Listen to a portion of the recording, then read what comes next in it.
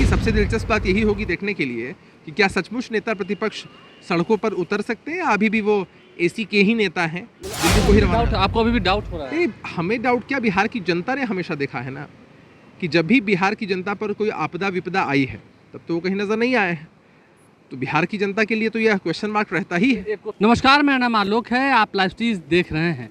बिहार में विपक्षी पार्टियां अब सड़कों पर उतरने की तैयारी में हैं। प्रतिरोध मार्च किया जाएगा आगामी 7 अगस्त को, जिसे लेकर के तमाम जितने विपक्षी नेता हैं वो एकजुट दिख रहे हैं। बढ़ती हुई महंगाई, जीएसटी का जो मार झेलने को मिल रहा है आम जनता को, वहीं बढ़ती हुई बेरोजगारी, इसके साथ भ्रष्टाचार सहित तमाम जितने मुद्दे हैं उस पर प्रतिरोध मार्च होगा। इस वक्त जेडीयू के प्रवक्ता अभिषेक झा हैं, आपकी पार्टी सत्ता में है, वहीं दूसरी ओर विपक्षी पार्टियां जो हैं वो सड़कों पर उतरेंगे। 7 तारीख को तेजस्वी यादव भी रहेंगे।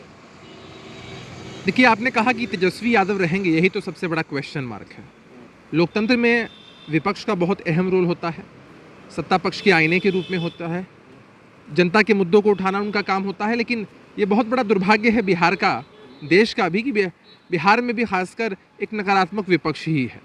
और आज तक कभी आपने तेजस्वी यादव जी को किसी भी मसले पर सड़कों पर उतरते नहीं देखा होगा। कई दफे वो उतरे हैं, इस बार भी हो रही चर्चा कि हाँ उतरे। ऐसे बहुत सारे इंस्टेंसेस हैं जब आपको मालूम चलता है कि भाई उनकी पार्टी की तरफ से कोई प्रोटेस्ट है, उनके गठबंधन के घटक दलों के साथ कोई प्रोटेस्ट है और वो दिल्ली को रवाना हो चुके हैं। तो बिहार की जनता ऐसे भी मानती है कि तेजस्वी यादव जी प्रवासी नेता प्रतिपक्ष हैं। बहरहाल अगर उनकी पार्टी या उनके गठबंधन की तरफ से किसी कार्यक्रम का आयोजन हो रहा है तो यह स्वाभाविक सी चीज़ है। आप इन मुद्दों को मानते हैं ना? हाँ, बेरोजगारी बढ़ी है, महंगाई बढ़ी है, हाल ही में जो जीएसटी की बात हुई, खाने पीने की वस्तुओं पर जीएसटी। देखिए, बहुत सारी चीज़ें केंद्र सरकार के अधीन होती हैं, उसमें हम लोगों का बहुत अहम योगदान नहीं होता है। हम लोग इस बात को नकार नहीं सकते हैं कि कोविड का दंश पूरे विश्व ने, पूरे देश ने, पूरे प्रदेश ने झेला है और महंगाई, बेरोजगारी अहम मुद्दा है। सरकार की प्राथमिकता में है कि कैसे जनता को राहत मिले, कैसे रोजगार के सुअवसर पैदा हों, कैसे महंगाई कम की जाए, आम जनता पर जो बोझ पड़ रहा है उसको कम किया जाए।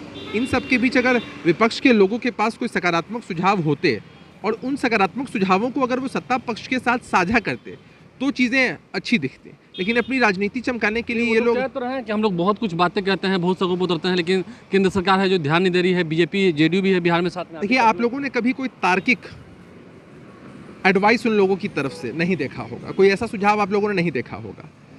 इतने लंबे अंतराल के बाद अभी लोग कह रहे हैं कि ये प्रोटेस्ट के लिए उतर रहे हैं। मैंने कहा ना कि सबसे दिलचस्प बात यही होगी देखने के लिए कि क्या सचमुच नेता प्रतिपक्ष सड़कों पर उतर सकते हैं या अभी भी वो एसी के ही नेता हैं, दिल्ली को ही रवाना। आपको अभी भी डाउट हो रहा है? नहीं, हमें डाउट क्या, बिहार की जनता ने हमेशा देखा है ना कि जब भी बिहार की जनता पर कोई आपदा विपदा आई है तब तो वो कहीं नजर नहीं आए हैं। तो बिहार की जनता के लिए तो यह क्वेश्चन मार्क रहता ही है। एक क्वेश्चन मार्क ये भी है इस सवाल पर, क्या बिहार एनडीए में सब कुछ ठीक है? बिहार एनडीए के विषय में हमारी पार्टी के वरिष्ठ नेताओं ने समय समय पर ब्रीफ किया है और बिहार एनडीए के चेहरा आदरणीय नीतीश कुमार जी हैं। बीते विधानसभा के चुनाव में बिहार की जनता ने अपना मैंडेट दिया एनडीए को नीतीश कुमार जी के चेहरे पर, और सरकार बड़ी मजबूती से न्याय के साथ विकास के एजेंडे पर अपना कार्यकाल पूरा करेगी। तो आरजेडी कहती है कि तीसरे नंबर की पार्टी हो गई जेडीयू। देखिए, आंकड़ों के हिसाब से अगर वो लोग जज करते हैं तो ये उनकी भूल है। आपको ये समझना बेहद आवश्यक है कि बीते विधानसभा चुनाव में एक पार्टी नकारात्मक राजनीति का परिचय देते हुए उतरी थी, वोट कटवा की भूमिका निभाई थी, हमारे घटक दलों के बहुत सारे उम्मीदवारों को तोड़कर वोट काटा था। इस वजह से भी हमारी पार्टी की सीटें कुछ कम आई। अगर वो आरजेडी की बी टीम बनकर पार्टी काम नहीं करती तो आरजेडी की इतनी सीटें भी नहीं आती। इन सब से आप कहीं से भी ये नहीं कह सकते हैं कि हमारे नेता की पॉपुलैरिटी घटी है, एक्सेप्टेंस घटा है।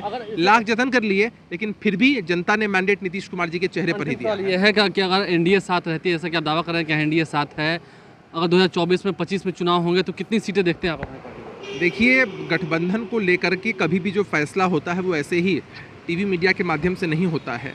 कौन सी पार्टी किन सीटों पर कितने चुनाव लड़ेगी, यह सब गठबंधन के शीर्ष नेता, हमारी पार्टी के शीर्ष नेता मिलकर के। अगर साथ रही एनडीए तो कितनी % जीत? अरे, आपने पहले भी देखा है कि एनडीए साथ थी तो 40 में से 39 सीटें जीते थे। अब क्या है, एक सीट का फासला है, 40 में 40 सीटों का टारगेट है, जीत हो जाएगी, होना ही है।